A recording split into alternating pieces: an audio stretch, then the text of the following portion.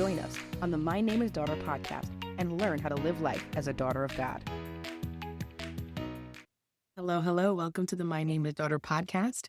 My name is Athena Avianette, and I am grateful to be here for season 4 of this podcast. Thank you so much for just continuing to rock with me for each season. Thank you for listening and sharing and subscribing and following and liking and all of the things. I truly appreciate it because, sometimes you don't know the impact that you're having when you start to do these things and you feel like this is where the Lord wants. And to hear when you say, you know what, I put it on when I'm washing the dishes or when I'm, alone in the car for a few moments and I just listen and I'm like, okay, this is great. So it's very encouraging, very motivational. Thank you so much. This season, we're going to do something a little bit different. We're going to do a series, and this series is going to be highlighting about 9 or 10 women and just showing how God shows himself as Father in their lives. And we're going to take a story and just highlight a particular title and topic and just really encourage you in the truths of who God is as Father and who you are as daughter. And hopefully that is going to just give you a glimpse or some stories in the Bible that you can relate to, that you can be challenged by and encouraged by, and that you can glean from and even do some further study. So before I continue, I'm going to pray and we're going to dive right in. So God, I just thank you so much for each and every person that is listening to this podcast. I pray, oh God, that they would see you as Father. I pray that you would be revealed in a way that you've never been revealed before. Father, let your words come through my mouth, Lord, into the ears and the hearts of your daughters. In Jesus' name, amen. So the first week, we are going to talk about Hagar. And we're going to dive into the story in Genesis 16. We're going to read the story first and then break it down a little bit, give some nuggets, and then be on our way. So this podcast is titled, You Are Seeing the Story of Hagar. And I'm going to go ahead and read Genesis 16 from the Christian Standard Bible. And we're going to get started. So let's go. Verse 1. Abram's wife Sarai had not borne any children for him, but she owned an Egyptian slave named Hagar. Sarai said to Abram, "Since the Lord has prevented me from bearing children, go to my slave. Perhaps through her I can build a family." And Abram agreed to what Sarai said. Abram's wife Sarai took Hagar, her Egyptian slave, and gave her to her husband Abram as a wife for him. This happened after Abram had lived in the land of Canaan 10 years. He slept with Hagar and she became pregnant. When she saw that she was pregnant, her mistress became contemptible to her. Then Sarai said to Abram, "You are responsible for my suffering. I put my slave in your arms, and when she saw that she was pregnant, I became contemptible to her. May the Lord judge between me and you." Abram replied to Sarai, "Here your slave is in your power. Do whatever you want with her." Then Sarai mistreated her so much that she ran away from her. The angel of the Lord found her by a spring in the wilderness, the spring on the way to Shur. He said, "Hagar, slave of Sarai, where have you come from and where are you going?" She replied, "I'm running away from my mistress Sarai." The angel of the Lord said to her, "Go back to your mistress and submit to her authority." The angel of the Lord said to her, "I will greatly multiply your offspring, and they will be too many to count." The angel of the Lord said to her, "You have conceived and will have a son. You will name him Ishmael, for the Lord has heard your cry of affliction. This man will be like a wild donkey. His hand will be against everyone, and everyone's hand will be against him. He will settle near all his relatives." So she named the Lord who spoke to her, "You are El Roi." For she said, "In this place have I actually seen the one who sees me?" That is why the well is called Be'er Lahai Roi. It is between Kadesh and Bered. So Hagar gave birth to Abram's son, and Abram named his son, whom Hagar bore, Ishmael. Abram was 86 years old when Hagar bore Ishmael to him. Okay, so we're going to take some time and go backwards a little bit just so that you can get some context. I always preach context because it is so easy to just dive right in and you have no idea who people are talking about. And so let's start with that. So we mentioned a couple of people. We have Abram, first of all. In Genesis 12, God calls Abram to leave his father's household and his people and go where God is going to show him. Not only did God tell Abram to leave everything he knew, he told Abram that he was going to make him a great nation, and he put a special blessing on him. Now, this is super strange because at that point, Abram had never even heard of this God. Abram was in a land where there was a lot of foreign gods, and he was used to those. But this God, who he had never seen because there was no idol, but he heard his voice, who he's never heard a God's voice speak before, he was like, all right, I'll follow you. So he took his wife, who was Sarai, his nephew Lot, and all of his possessions, and left his father's household, which was also crazy at that time, because you don't leave your father's house. You stay, you plant, you continue the legacy, and you move forward. So now Abram is stepping out in faith, and he's going out on his own, following this strange God. Now, at the time, there was a famine that was so severe that Abram went to Egypt temporarily, and he was just trying to make sure that he was protecting his family and things like that. And so he realized that the Pharaoh was probably going to try to take his wife Sarai because of her beauty. Now, in order to avoid being killed by the Pharaoh, Abram says, listen, Sarai, you are a beautiful woman. And if they find out that we're married, the Pharaoh's going to kill me to have you. So just tell him that you're my sister so that I can live. Now, Sarai goes on with this plan. Pharaoh is excited to get this new woman. And so he gives Abram all these gifts and herds and even slaves. The Lord actually appears to Pharaoh after sending all of these plagues on behalf of the fact that Pharaoh took Sarai. And he was basically like, you better give her back because this is going to get worse for you. And Pharaoh was like, I didn't do anything. I had no idea what was going to happen. So Pharaoh ends up giving Sarai back and allows them to keep the herds and the slaves and all of those things. Now, that is important because in chapter 16, when we talk about Hagar, Hagar is one of the slaves that Sarai gets to keep. Genesis 15, the chapter right before this story that I just read, the Lord establishes and reestablishes, he confirms his word to Abram that he was going to make him a great nation. He says, I'm going to give you a child. It's not going to come from anybody else. It's going to come out of your own body. And he establishes covenant with him and shows up in this crazy, amazing way, right? And then all of a sudden now in chapter 16, Sarai decides that she's going to take it upon herself because the Lord is not following her timeline. And she comes up with this brilliant, sarcastically, brilliant plan to have her husband sleep with her slave so that she could, quote unquote, help God fulfill this prophecy. Now, the sad thing is that she wanted to use these cultural customs, the cultural norms, to accomplish this basically supernatural thing, this thing that God had promised. And even though the previous chapter just talked about how God shows up in this theophany, which essentially is like God revealing himself on earth in a non like, in a way that wasn't like Jesus or things like that. He appears out of nowhere. Abram still goes along with this plan. Well, we don't really know why. Maybe he was just trying to keep the peace. Maybe he just was like, whatever, fine. Maybe he was getting discouraged as well. Because even in Genesis 15, the Lord had to remind Abram that the reward was the Lord. It wasn't just about the son. It wasn't just about the things. That ultimately, even in the promises of God, this is a good note to remember, that God is the reward. The Lord is the reward. The Lord is the prize. And we have to remember that even when we want the house, even when we want the baby, even when we want the marriage, even when we want the job, even when we want these beautiful things, that ultimately the Lord is the one that we are to seek after and prioritize. And that is super hard, especially when we see other people getting the things that we want. Now, to Sarai's credit, in this culture, not having a baby was a really big deal. She could have been, shamed and shunned and ostracized. She can't join in all of the things that the other women are doing. And she is getting up in years. And so she's getting anxious about this. And that this is probably why she decides to take all of these things into her hand. I think about how many times have I done that when God has told me something specifically and I'm like, yes, Lord, I'm going to do it and I'm going to believe you. And then I decide to put my own thing on it, to intervene, interject, interrupt the plan of God. And now there is a bigger problem that was created because I decided to be impatient. I decided not to wait.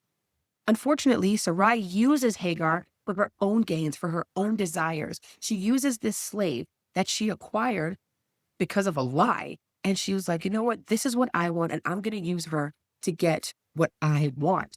And it's just so sad because this situation is now created. And now she's blaming Abram and says that he is responsible for listening to her and her idea. And, you feel for Hagar, this Egyptian slave, right? Maybe she grew up in slavery, but now she's given to these people. She has no idea who they are. She's never met them. And all of a sudden now she's wandering. She was in Egypt in that particular environment. Now she's wandering in this land with these strangers. And then all of a sudden she's told, oh, by the way, you're going to sleep with him and you're going to have a baby. What? There's no, maybe this is how we're going to work it out. Maybe what is this that you think? It's just, this is what she's told what to do. And so it's interesting that when Hagar does become pregnant, now she starts acting brand new. Now she's trying to treat Sarai a type of way. And Sarai's like, no, that is not how this works. And Sarai gets upset. And I think, I have a lot of empathy because I'm like, or compassion. Maybe this is the first time that Hagar feels a level of value. Maybe this is the first time she feels like she has a measure of control because now she kind of has the upper hand. She's never been in that position before. Usually she's being told what to do. But now she knows that because she has the baby that Sarai wants, she starts to treat her differently. And unfortunately, Sarai is having no parts of that.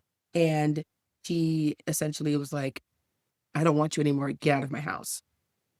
And it's sad because now we find in verse 7, a pregnant Hagar, however pregnant she is, a pregnant Hagar decides it is better for her to flee because Sarai is treating her so badly than for her to stay in that household. Again, this is another indication that it could be a measure of controlling the situation. Because I imagine that if she tried to flee Egypt, it would have been a lot more severe consequences, as opposed to her trying and risking her life with a baby to see if maybe she could even get back to Egypt and just be treated better. Like, can you imagine? I know being pregnant, especially in the hot summer, to be thirsty, to be dry, to be, oh my gosh, it must have been ridiculous. I can't even imagine being in the wilderness, in a desert. Thank God she found this spring. But I've never faced wild animals in a desert or all of the things that come with that. And she would have rather done that than stay. That goes to show you how poorly Sarah mistreated her. Now it is in this moment, it's in this place where the Lord meets her. The Lord finds her on her way back to where she came from. And it says that she finds her by a spring. And what's interesting is that the word spring is also the word that's translated as eye. So the organ for seeing. Okay? This whole thing is about God seeing her, and then she's found at a spring.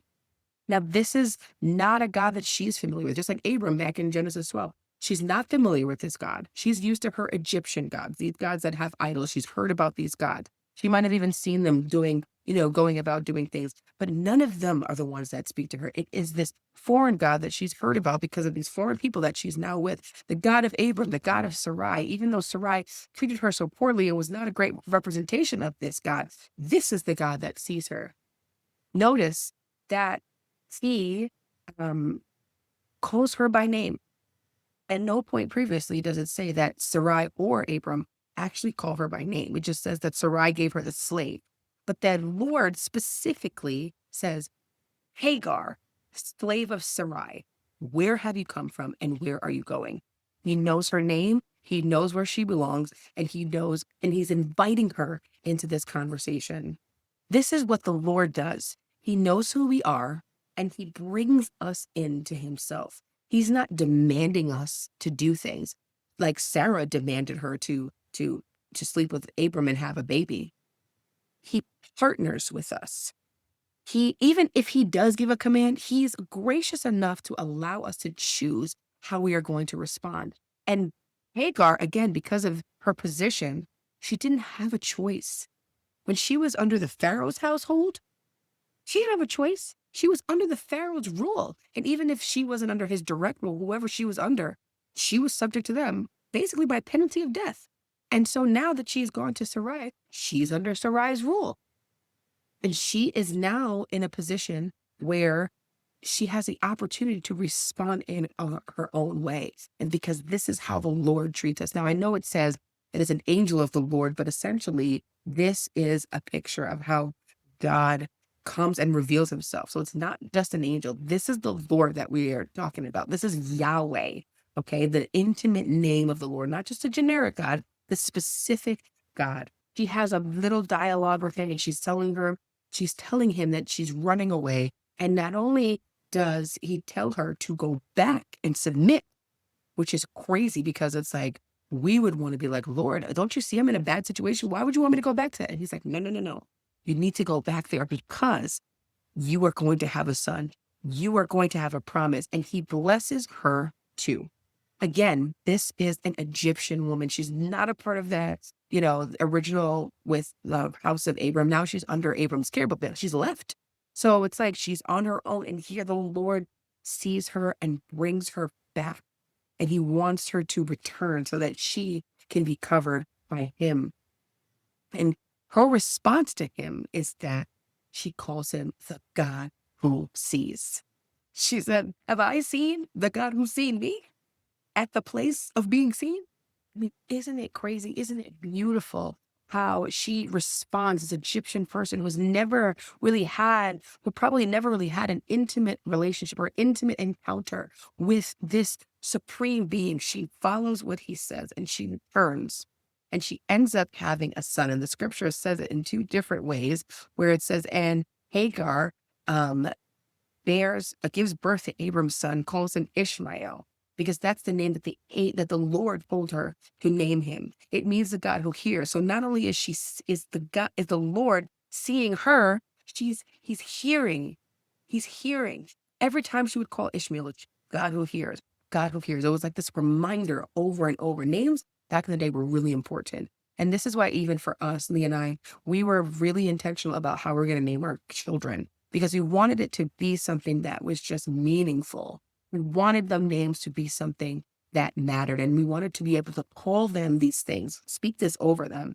And it's interesting because sometimes, side note, like if I get frustrated, sometimes I just call them by the meaning of their name instead of their actual name. And I'm like, Father's Delight, instead of saying Abigail. And that kind of calms me down sometimes. Because, sometimes kids, they can, they get frustrating. And you have to regulate your nervous system and all that stuff. I digress. Quote by Tim Keller: the Christian is one who has been sought out and seen by a pursuing God. God the Father is a God who sees. He sees each and every one of us. He knows us by name. And this is a great reminder, this story of Hagar, about how it doesn't matter where you are. The Lord sees you. He wants to meet with you. It doesn't matter who you think you are. It doesn't matter if you've grown up in church your whole life, or if you've never even seen a church building, if you've never heard the name of Jesus before. And none of that matters. The Lord loves you because he made you. Psalm 139, as I was reading this and studying this, it was just such a beautiful reminder. It says, verse 1, the Lord, you have searched me and you know me. You know when I sit, when I stand. You understand my thoughts from far away. You observe my travels and my rest. You are aware of all my ways. Before a word is on my tongue, you know all about it, Lord. You have encircled me. You have placed your hand upon me. This wondrous knowledge is beyond me. It is lofty. I am unable to reach it. Where can I go to escape your spirit? Where can I flee from your presence? If I go up to heaven, you are there. If I make my bed in Sheol, you are there. If I fly on the wings of the dawn and settle down on the western horizon, even there your hand will lead me. Your right hand will hold on to me. If I say, surely the darkness will hide me and the light around me will be night, even the darkness is not dark to you. The night shines like the day. Darkness and light are alike to you. For it was you who created my inward parts. You knit me together in my mother's womb. I will praise you because I have been remarkably and wondrously made, or fearfully and wonderfully made. Your works are wondrous, and I know this very well. My bones were not hidden from you. When I was made in secret, when I was formed in the depths of the earth, your eyes saw me when I was formless. All my days were written in your book and planned before a single one of them began. God, how precious your thoughts are to me, how vast the sum is. If I counted them, they would outnumber the grains of sand. When I wake up, I am still with you. Oh, it's so beautiful. It goes on for a few more verses, but I mean, just how beautiful this is. And it just shows us how we matter to the Lord. A loving father sees his kids. Even at Luke 12, 6-7 says, aren't 5 sparrows sold for 2 pennies? yet not one of them is forgotten in God's sight. Indeed, the hairs of your head are all counted. Don't be afraid. You are worth more than many sparrows. I love the idea of the hairs being numbered, because it's not just like, oh, there's a generic amount of hair on your head. No, it's like each individual hair has a number. I've spoken about this before, but God knows when hair number 2048 has fallen from your head and when hair number 12,062 is brushed. That's how intricate and detailed God is. That's how much he sees you. That's how much he knows you. And it could be scary because you're like, man, I don't really think all the great thoughts are. But it doesn't have to be. And just like I was seen by that woman in Chick-fil-A when I had the thought of, man, I really could use some water and I don't know how to get up. And she came over and was like, do you need water? And I was like, thank you so much. If the Lord can see us in that, how much more can he see us in our day-to-day? Now, it might be difficult because he might tell you just like, hey, go back to that situation, that rough situation. I'm not going to take you out of it. I'm going to be there with you. And I've given you a promise. It's my presence that's the most important. I am the reward. And it might be difficult and it might not change. But know that I'm with you and I've got you. And I will hold your hand if you will allow me. So I just want to encourage you to keep the faith, to remember these words. Remember that the Lord sees you. Remember that he knows your thoughts. Remember that when you were in your mother's womb, he knit you together. He formed you. He knew the day that you were going to be born. He knows the plans that he has for you. Let me just pray. God, I thank you so much for who you are. I pray that we would remember that you are the Father who sees us, your daughters, that you care for us in every detail of our lives. Let us not be afraid to go to you with everything that we need, everything we want and desire. God, I thank you for even the opportunity to have this type of intimate relationship with you. And I pray all of these things in Jesus' name. Amen. Thank you so much for listening, and I will catch you next week. Have a good one. Thanks for listening. Please follow, like, share, and subscribe. Leave a 5-star review so this message can get to as many women as possible who need to know their identity in Christ. Thanks for rocking with me. I appreciate you.